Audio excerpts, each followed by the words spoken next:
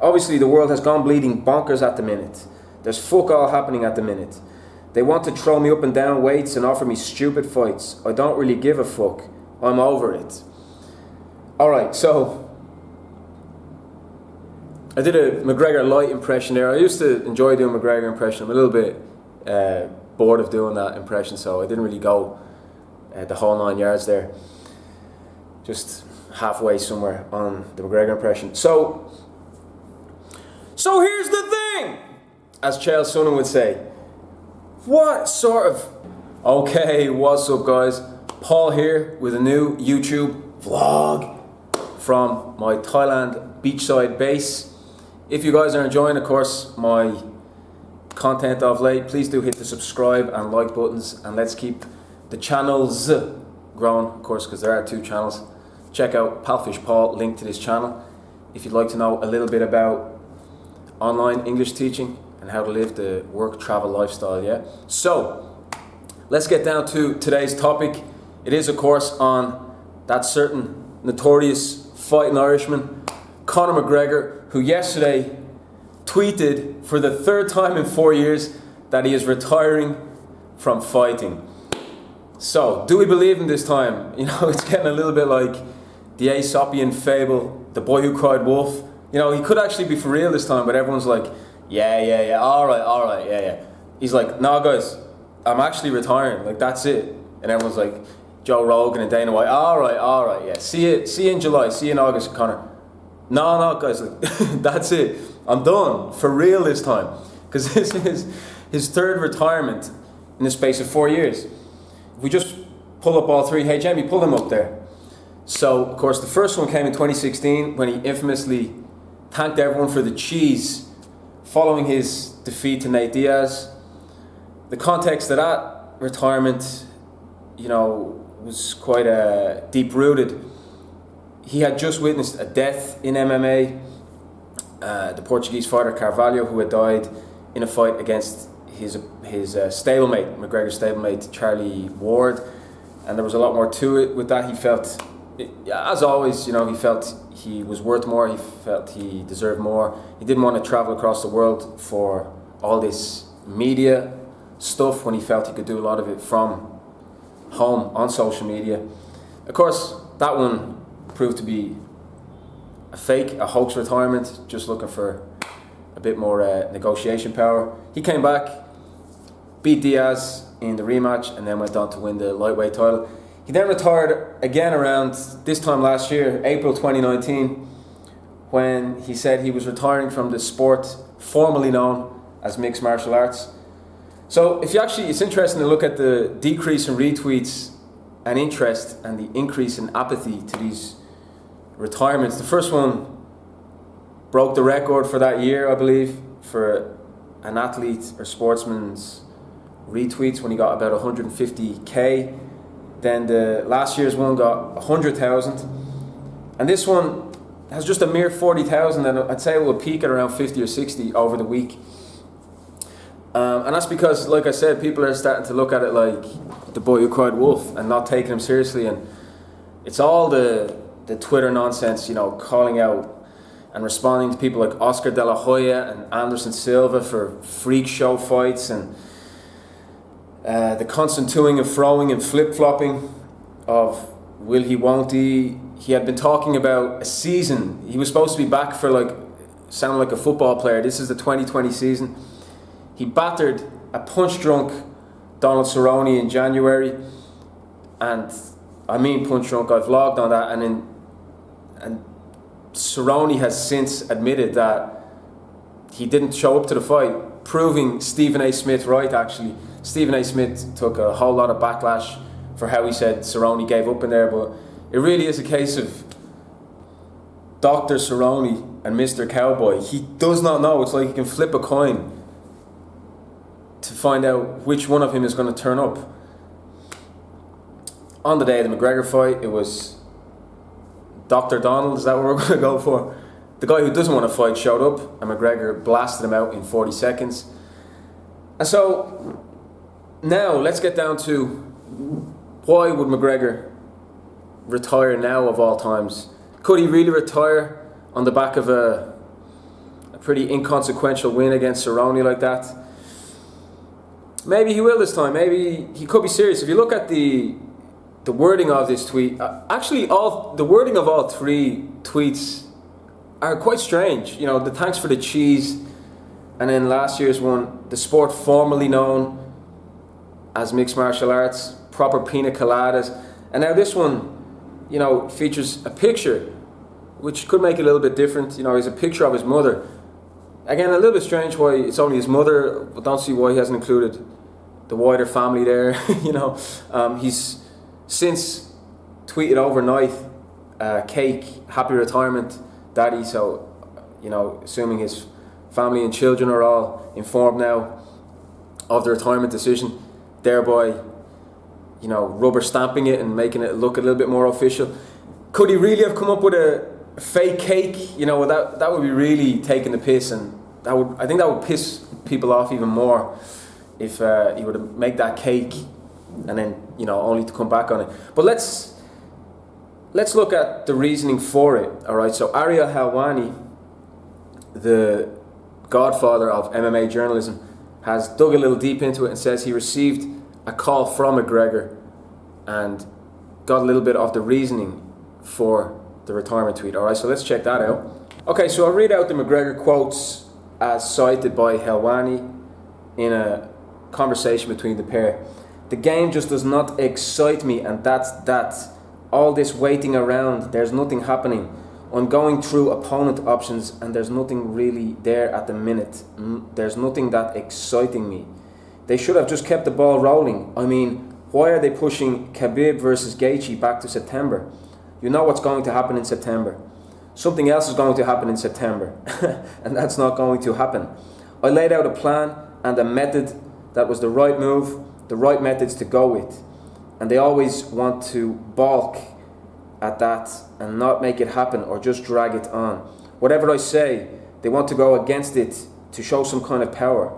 They should have just done the fight, me and Justin for the interim title, and just kept the ball rolling. I'm a bit bored of the game, he continues. I'm here watching the fight. I watched the last show. I watched the show tonight. I'm just not excited about the game, Ariel.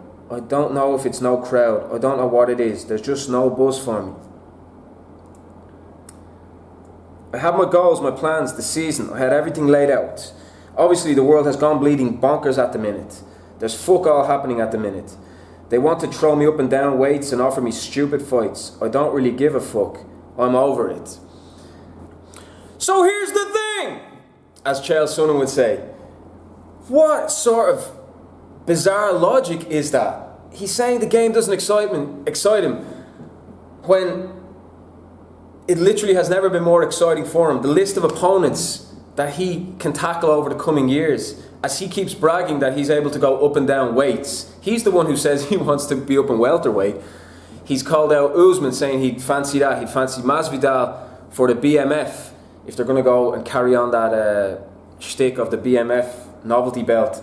He's got the Khabib rematch. He keeps claiming Khabib is running like a scurrying little Dagestani rat and he doesn't want the rematch. Well, wait on a bit. Are you really going to retire through impatience?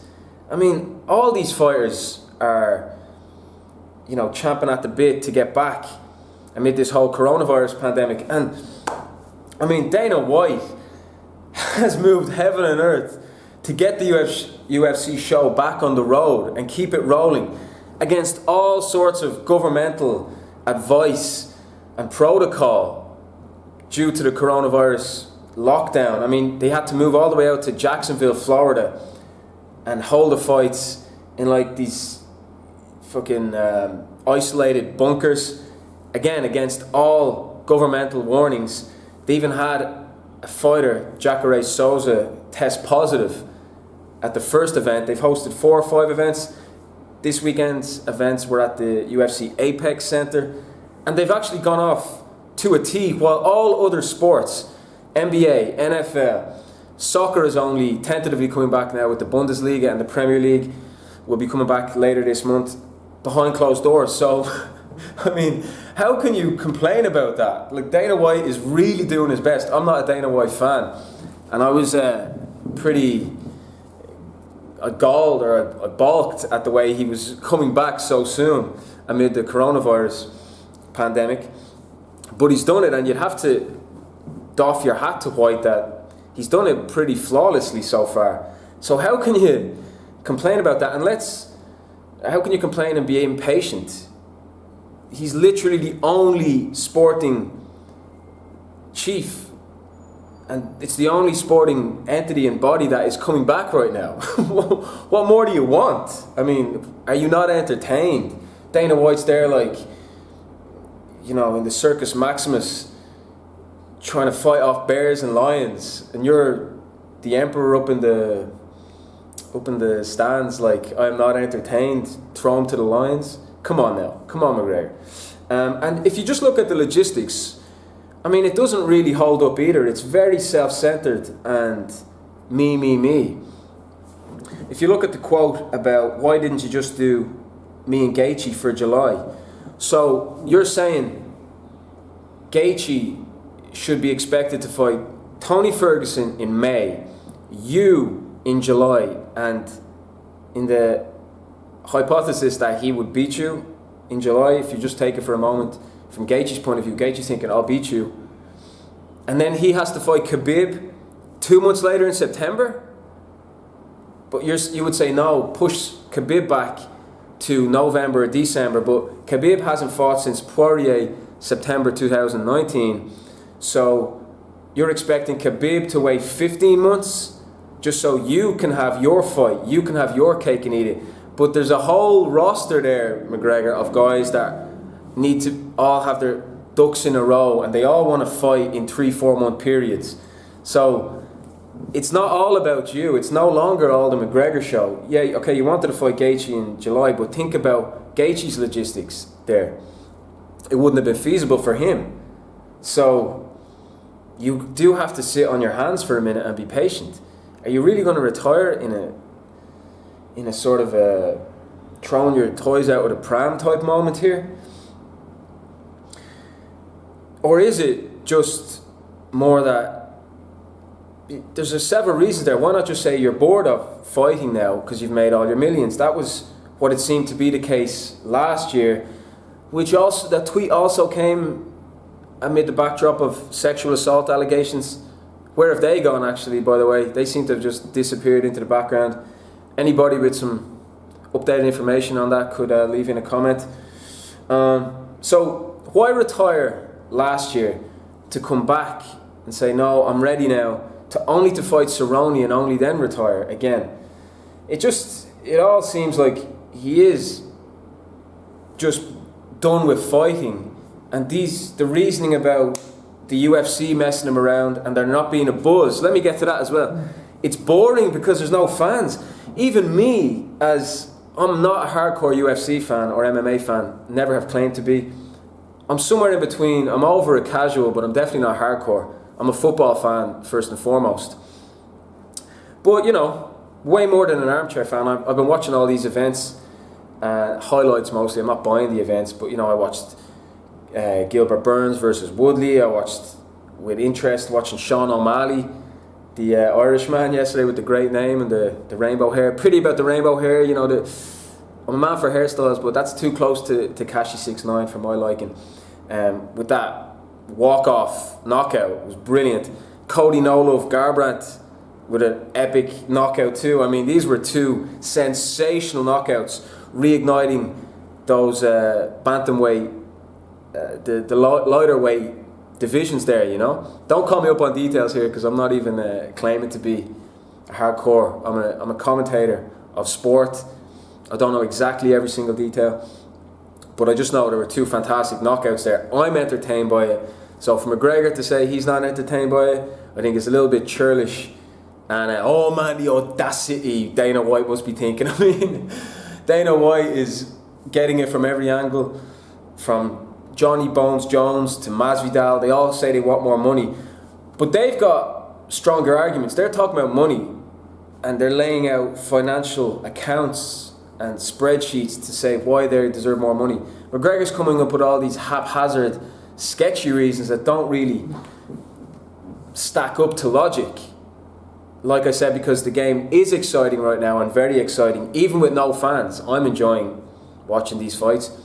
And his logistical reasoning for saying that the UFC shouldn't have pushed back to September, well, there's a pandemic, and is McGregor even allowed to fly out of Ireland right now? I think he'd have to wait to July. So it wouldn't have been ideal for him to fight in July anyway, would it? So I don't really see what he's criping about.